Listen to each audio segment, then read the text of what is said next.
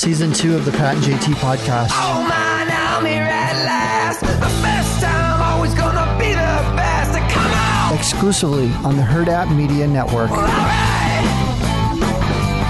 It's Pat and JT on Instagram, Twitter, and Facebook. It's Friday. As you're listening to this, it's Friday. It's a week before Christmas. It is a week before Christmas. As a matter of fact, it's also my parents' anniversary. Oh, Gene and Judy, happy anniversary. 60 years. Holy cow. Right? Pretty cool. Wow, that's awesome. Yeah, I thought that was pretty cool. So actually stepping out to dinner. Yeah. 6 feet apart. No, but we are stepping out to dinner.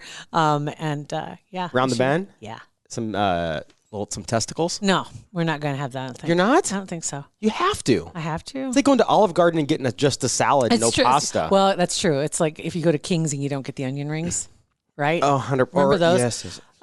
Yeah, okay, fine. Okay, here's the deal. We need to stop talking about food. Dish. We always talk about food. We need to stop talking about food. Whatever. Because my shirt that I'm wearing right now, this is the shirt that I talked about earlier that was called the Bridge the Gap shirt, which is because I'm now... it's very forgiving. I used to be a medium.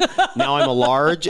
Now I'm feeling very comfortable in my Bridge the Gap shirt. I want to go back to my mediums. See, that's how they get you. They start... It's like when you've heard of boiling the frog.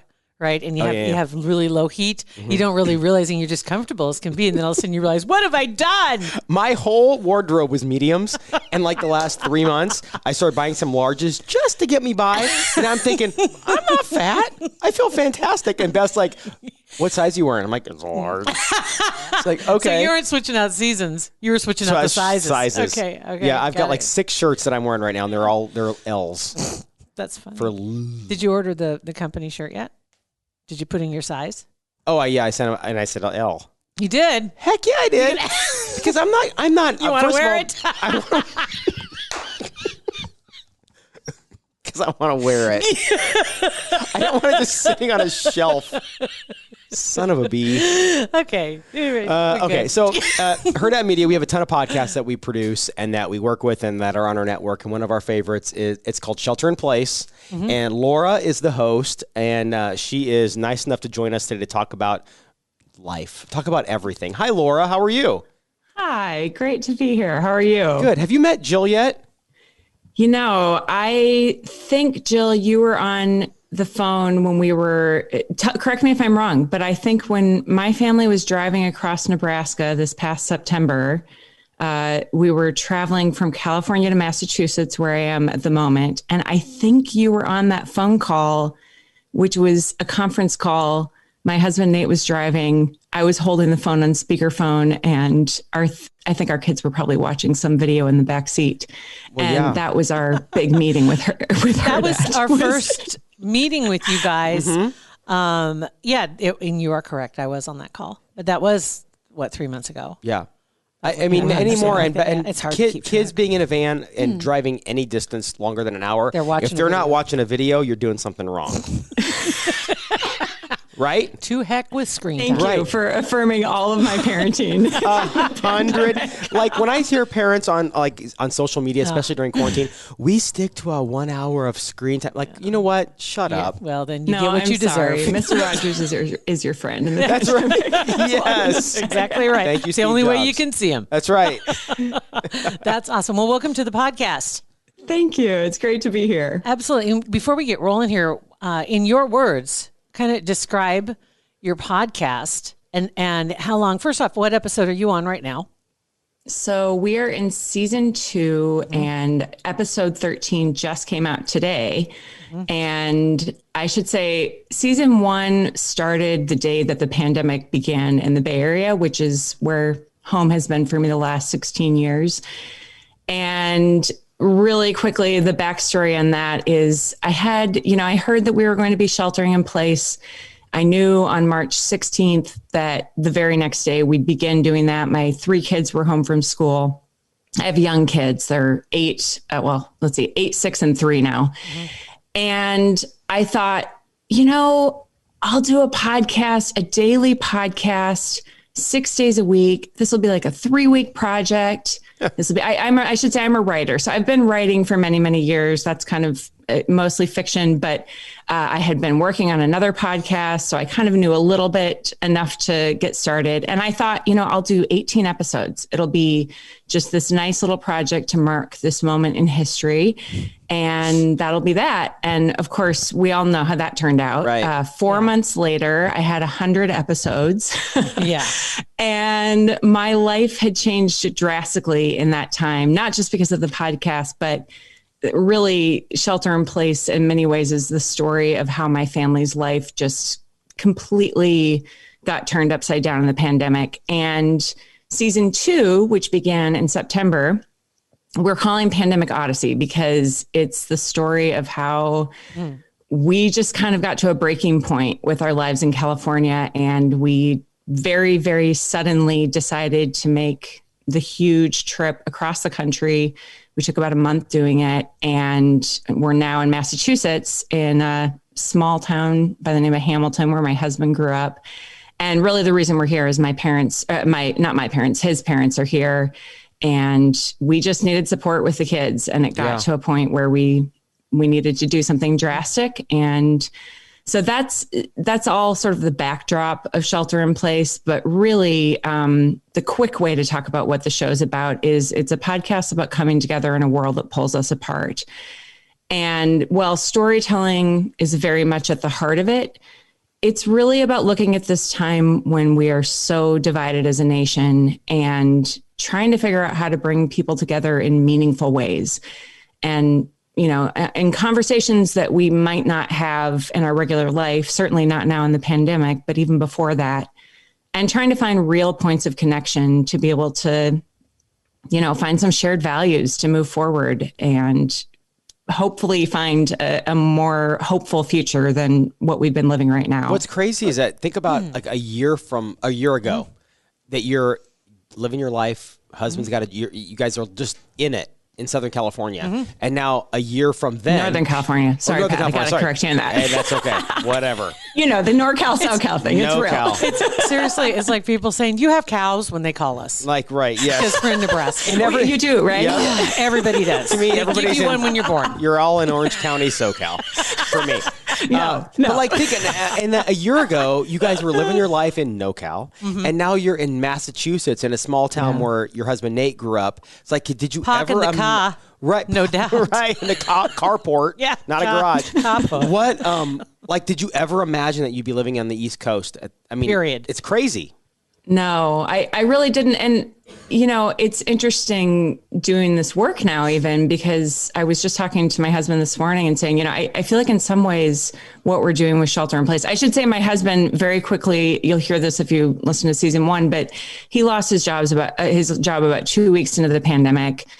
Eventually ended up coming to work with me on Shelter in Place and is now doing that. And so you're his boss? At home and on the podcast? Did we ever think that would happen? And Speaking of things that I never thought. He was the breadwinner before this. So. Right. So now you're his boss and you're his wife. That's awesome. Yeah, he's the manager for the talent. I love it. Right? Poor Nate. Awesome. He will tell you that I'm usually a good boss. Mm-hmm. Not always. I love that. Usually. Because he has to remember the wife part. Nice qualifier. Yeah. Oh, yeah. But to answer your question, Pat, to get back to that, I've lived in California in Oakland for the last 16 years, but I'm a Midwest girl at heart. I spent the first 25 years of my life in Minneapolis and grew up actually spending a lot of time in Nebraska. My dad is from Nebraska. That's where my grandparents were. And actually the episode that just came out yesterday for Shelter in Place is all about my grandparents in Nebraska and their, just how formative that was for me that I spent so much time there as a kid. But I've really had this very interesting experience of growing up in the Midwest. I went to college in Wisconsin. And my family now is in Wisconsin and Minnesota still. And I have seen just what good people there are in the Midwest. And I very much still feel like a Minnesota girl all these years later. And also, I've now had the experience of Oakland, California, really feeling like home and knowing and loving that place. And now here I am in a third place on the East Coast, so different than either of those places. But really seeing in each of those, there are good people everywhere. And I think sometimes when we look at our world, it's easy to think, man, we're so different. We have nothing in common. We get told that over and over. That's the thing we do, right? It We drives me constantly get crazy. told that. And it is true that there are differences, right? I mean, we value different things. We disagree about things. That's bound to happen in life. But what I have found, both in my life experience and in the conversations I'm having in Shelter in Place, is again and again, it doesn't really matter what people's politics are. There are a lot of things we can connect over, and not superficial things, like really deep, meaningful, beautiful things in life that we are all searching for meaning and purpose. And, we want to be safe and we want to feel connected to people. That's all true, no matter who we voted for in the election or where we live in the country. Right. Without a doubt. And that's what it drives me crazy when I keep hearing about all the isms that are going on and things that we're so divided nation and we need to come together and heal. And it's like, on a personal basis, I'm not feeling that. I mean, when you get an opportunity to have that one-to-one conversation, that's when you see all the things that you have that are in common. And you're dealing with the same stuff. If you're from the same area in particular, you're dealing with the same stuff. You're going through this together. And it makes me, I get mad when I see that driven home so harshly, because I think that we are much more connected, or would be if we were allowed to be. But the pandemic, you're absolutely right, though. It's hard to find community. It is. And who wants to get on another Zoom call, honestly? Right. I mean, I am grateful that we've been able to have that as a way to connect. And also, I think most of us have really hardcore Zoom fatigue. I am so tired of it. I had a regular phone call the other day and I couldn't have been more grateful. I was just like, I am so sick of, I'm mad that I'm comfortable with a Zoom call now. I used to cover my camera up on my laptop with tape. Now you're like, whatever. Electrical tape. I had black electrical tape. I totally did that. Because I was like, they're watching me. And now I don't even, whatever. Like, please watch me. Somebody pay attention. For the love of God, pay attention to me. And during the quarantine and the kids being home from school and parents having to become teachers, if anything, personally, I have gained a new respect, and I always had respect for teachers. Right. But having to do, and what you guys did, working full time and teaching kids at the age you have kids, Laura. Yeah. I mean, my kids are 18 and 15. I can't imagine being parents with multiple children under the age of 10 and having to facilitate a full-time job plus teach them. It's unbelievable what you guys have had to do. It really, and let me just interject this too, because most everybody that's in that position, they didn't come into this thinking they're going to be teaching their kids. No. So there was no preparation for that, right? No. Oh, yeah. I've always said if I had to teach, I said this like years ago, that if I was a teacher or had to teach my children anything, they would be like legitimately way behind. Disadvantaged. Very disadvantaged. Because I'm not a teacher. Let me tell you. Right? That's why we have teachers. Yes, exactly. And so you plan to send them to the professionals. 100%. That's what you want to do. Yes. Wow. No, so you guys are incredible. On a serious note, when was it? 2 weeks ago, the episode I did 2 weeks ago, it's an episode called The Lotus Eaters. And I would encourage all of you parents out there to listen. It's really, I have a wonderful educator on there, Susan Weisbauer. She's sort of a legend in the homeschool world, but has become somebody that, the rest of us have now become aware of as well now because of the pandemic. And it's really the story of my 8-year-old son and, who was just really, really struggling in school, even before the pandemic, and how, we've kind of had to make this decision to move across the country in a lot of ways because of him. I mean, it was other reasons as well, but that was a big, big factor. And I think, all of the parents and the teachers, I mean, I feel for them equally. It's a tough time. I mean, it's not like there's a great answer out there that we just haven't done yet. It's like, it's just legitimately a really rough situation for everybody involved. Well, making a move like that wasn't easy for you guys. No. I mean, it's not easy. There are a lot of people who simply can't. But there are a lot of people also that this doesn't affect them the same way as it does the rest of us, because they can leave and they can go to their vacation home or they can go somewhere. And it's like for most Americans, and you guys had to take on that had to be a huge burden. I mean, seriously, because it's not easy. I'm sure you planned for it, but it's like nobody's planning to do that. Right. You weren't planning to uproot. Not at all. And in fact, we made the decision and 48 hours later we were packing and 10 days after that we were on the road. It was that fast. Wow. Goodness. And I mean, we were very, very lucky that 2 days after we made the decision, some dear friends of ours, we found out they were needing to rent a place and wanted to rent our house. And so that just kind of snapped into place very, very quickly. Awesome. It was amazing. That kind of lets you know it's meant to be. I mean, when stuff like that happens, that's, what's it called? Serendipity? Synchronicities. Yes, or providence or whatever you want to call it. Whatever movie from the 90s we're talking about. Something like that. Right.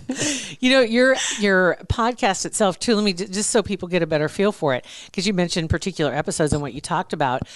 Is it necessary to listen to it in order, or can you skip around and each episode covers a specific topic? Yeah, that's a really good question. I have intentionally sort of done both. So I would say if you want the whole story, it's definitely great to go back from the beginning. I think especially of season 2. Season 1, I think it's a little different just because it was evolving as we did it. I had no idea when I started that I would do 100 episodes. That was just, I probably wouldn't have done it if I'd known. But season 2 in particular, you can certainly pick up episodes and jump right in. And I would say, go back to the beginning. If you listen to an episode and you like what you hear, then go back and hear it from the beginning, because it will give you a lot more context for the story of just, not that you can't understand it, taking it out of order. You certainly can, but getting a little more depth to, I think, the characters that are involved in this story. That's really what it's about. That's what what were we talking about on the episode yesterday about a TV show? And I said something about depth of the characters. What show was that? Oh, it was Beth watches Young and the Restless. Young and the Restless, soap operas. What? Soap operas, you can jump right in anytime, but honestly, you really want to understand, you need to go back to the beginning. Or at least read up on Wiki The Office and some of your episodes this week. The Office, yes. It's similar. I mean, The Office is a comedy. It's, who doesn't love The Office? But if you watched it from the beginning, you Beth really know those people it. by the time you get done. You're right. That's exactly right. Did you know that Beth doesn't know about The Office? Yeah, she's shocked. That's the only response. Right. Silence. She doesn't. Exactly. That's what I'm talking about. And that's what. And just to get shaming silence. Right. She doesn't know. So because that was and I'm sure you heard Pat mentioning this, but for those that missed it, that Pat comes off as brilliantly funny because he's plagiarized the entire show. Oh my goodness. The entire time she's known him. 100%. It's not a bad strategy. And actually, yesterday, there was whatever episode it was when Holly came back and Michael, yada, yada, and they were hugging, and they were the huggy monster, yeah, and he's like, I don't want to die. I did that yesterday in the kitchen. She went hysterical. I'm like, oh my God, you can never watch The Office because you're going to think I'm a legit fraud. Or a freak. Total fraud or freak, whatever. But I see that's the same concept though. Yes. Because yes, it's absolutely fine to see it out of context, but yes, the whole thing makes it that much better. Yeah. Absolutely. So how do you, on the legit, daily side of doing a podcast, just with the family and with everything, how do you facilitate coming up with what you talk about, and how do you get yourself away? I know we've talked technically, when you record things, you grab a microphone and get under a blanket and you record things. It's true. I have a blanket for it. Right. Which there are a lot of, True story. You go to YouTube and you find voiceovers for some of the biggest movies. Some voiceover talent they're all over the world, and they'll legit get under a blanket or in a closet to record their voiceovers. And so now you have 3 kids under the age of 10, you and your husband, you're traveling. How do you facilitate that? That's craziness. Well, first of all, I would record in a closet, but I have a child who sleeps in our closet. So just putting that out there. He's sheltering in place. The next episode.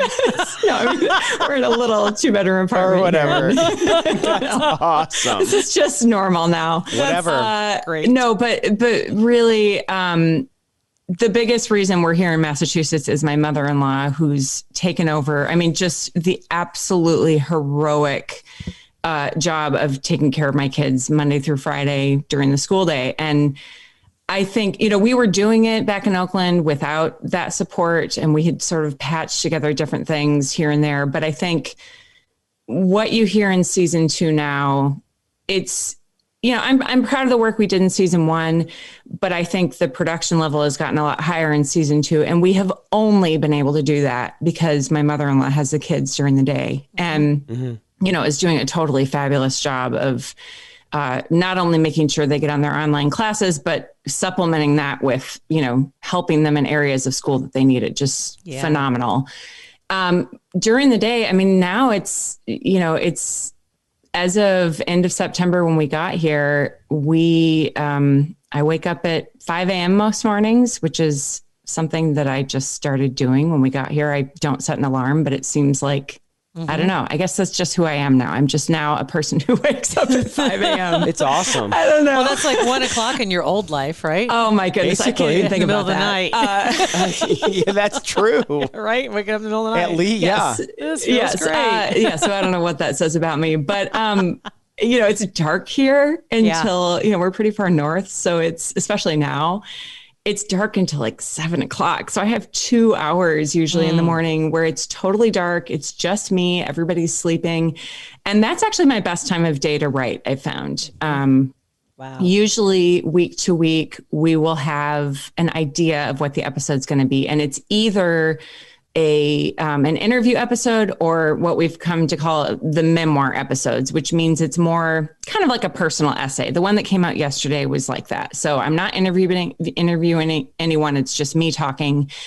And all of the episodes are written, they're scripted. And so it really is a matter at that point, once we know what the episode's going to be about, which we usually do, anywhere from 3 to 6 weeks out, we have some idea of what we're doing.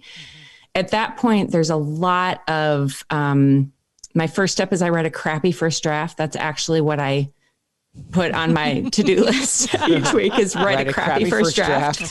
That's funny. And it usually is really crappy. That's not, that's not an exaggeration, but then at that point, I have something to work with, something to kind of start to flesh out and get a better idea of, okay, what's the question I'm asking in this episode? What's the heart of this thing? Is there a story that I need to be telling to really, capture what we're talking about? Or if it's an interview, then, I obviously have to do the interviews. And I should say we have interviews with all kinds of people. I mean, educators and artists and musicians. And a couple of weeks ago, I had a physician who's now been named to Biden's task force, and, just very, very different people all over the place, all over the country. And I will integrate those conversations with that thread of the storytelling. So there's a lot of, Nate and I will go for walks in the morning, oftentimes, to just talk about the episodes and try to figure out how to make them better. And a lot of the work happens on those walks. And then I'll come back and I'll do another draft and, probably read it to him and then do another draft. And it's sort of on and on and on until I get a draft that I'm happy with and record it. And, then the rest is the fun part, putting it to music and all of that stuff. I love what you mentioned earlier about said something about just normal, what normal is. What a year ago, basically St. Patrick's Day, March 17th-ish, around here anyway, like normal completely changed. So anybody that's doing anything now, they can call it their normal because it's, we're not going to go back to, I don't think we're going to go back to normal the way we knew it before COVID for a really, really long time. Now, I think even if they said they gave us the all clear, I think there are a number of people, I should say, well, there is a number, that are totally cowed and scared to death. They're petrified, and I don't even think the all clear would be enough for them to go back to what it was, which is sad. I hate that because you think about all the freedom of movement, right? And that has been changed probably forever for some people, and hopefully not forever for everybody. I mean, I'm hoping that they get things turned around. 100%. So. Yeah. And for you guys, like moving forward, what becomes normal for you guys? Like, is normal for you moving back to California eventually, or are you going to stay in the East Coast? What are you going to do? I wish we knew. We honestly don't know the answer to that. And it's, California is tough. It's the question behind season 2. I think we even said in our video trailer months ago before we were even recording, before we knew really that we were going to be doing this. We said, we don't know how this is going to end. And that is true. Actually, we don't know we have that conversation probably at least a couple of times a week. It used to be every day, but we're just sort of living with the uncertainty of, we loved Oakland. We own a home there. Our community is really, really deep there. We miss it. It was absolutely a huge heartbreak for us to leave, even though we knew, what we were going toward. Being near family was wonderful, of course.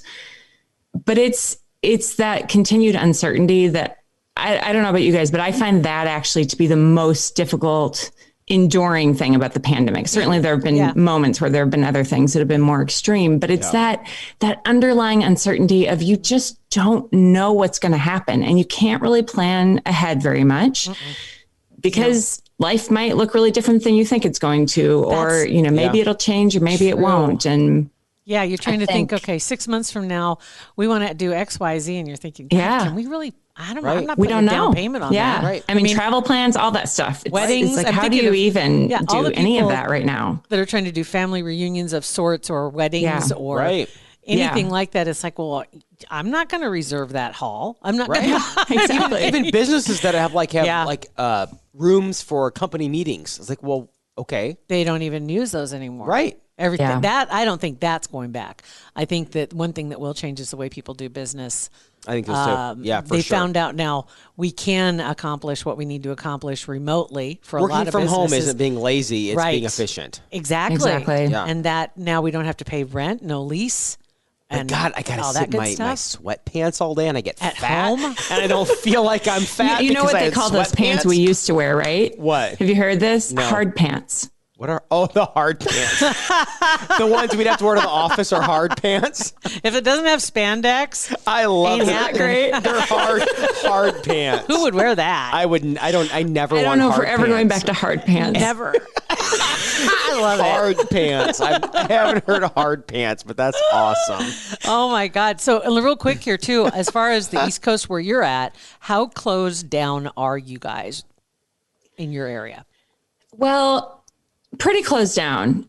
My in-laws are in their 70s, so we've all been pretty careful. I mean, our family, even in Oakland, I feel like it's not been that different throughout the pandemic, because Oakland was the Bay Area, I should say, was one of the places that was kind of, they shut down early, and they've been definitely on the conservative end of that. And now, they're shut down even more now, I hear. Yeah. But I think this area has been similar, maybe not quite as extreme, but it's, you can go to the grocery store, or you can go to CVS, but when we first got here, they did have some restaurants open, and now I'm pretty sure all that stuff is closed. I should say I haven't tried to go to a restaurant in a long time, but we did go initially when we got here for my husband's birthday once. Yeah. You know what's funny? With our masks on 6 feet apart and all that. And on the other side of, from the restaurant's perspective, a year ago, they would never think that these restaurants that are now not thriving, some of them are, with takeout and with curbside pickup, they would never think that would be their bread and butter. But there are multiple people that I know personally that are making more money now than they were before.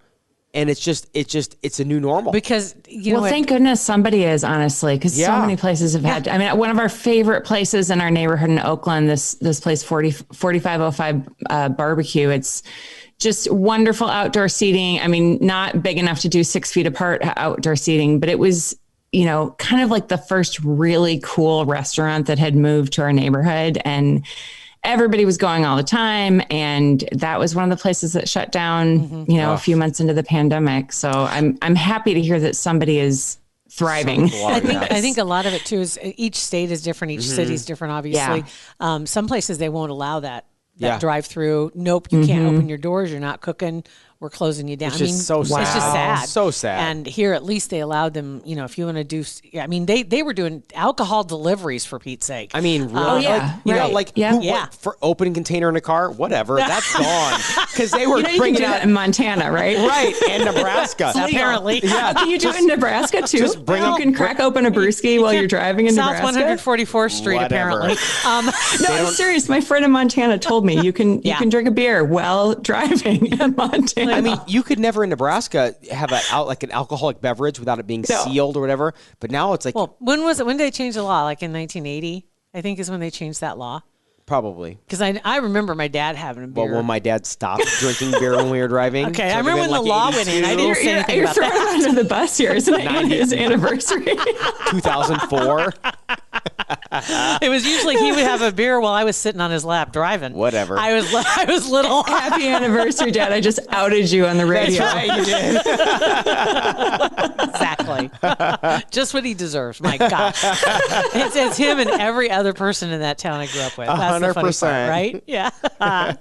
That's great. Well, we appreciate you coming on our podcast. Yeah, thanks, Oh, Laura. this has been so fun. This Yeah. has been great, and encourage people to check out your podcast. And we're really glad to have you in the network. What's your website, Laura? It is shelterinplacepodcast.info. Awesome. Got it. Laura, thank you for everything you guys are doing. It's awesome. We're big fans. Thank you. It's You so got great it. to talk to you. Thanks, Laura. Thank you. We'll see ya. Bye. So it's Pat and JT. PatandJT.com takes Yeah. you to our Hurrdat Media website for our podcast. You can go to It's Pat and JT, Instagram, Twitter, and Facebook. Thank you for listening. Please do. Pat and JT Podcast, a Hurrdat Media Production.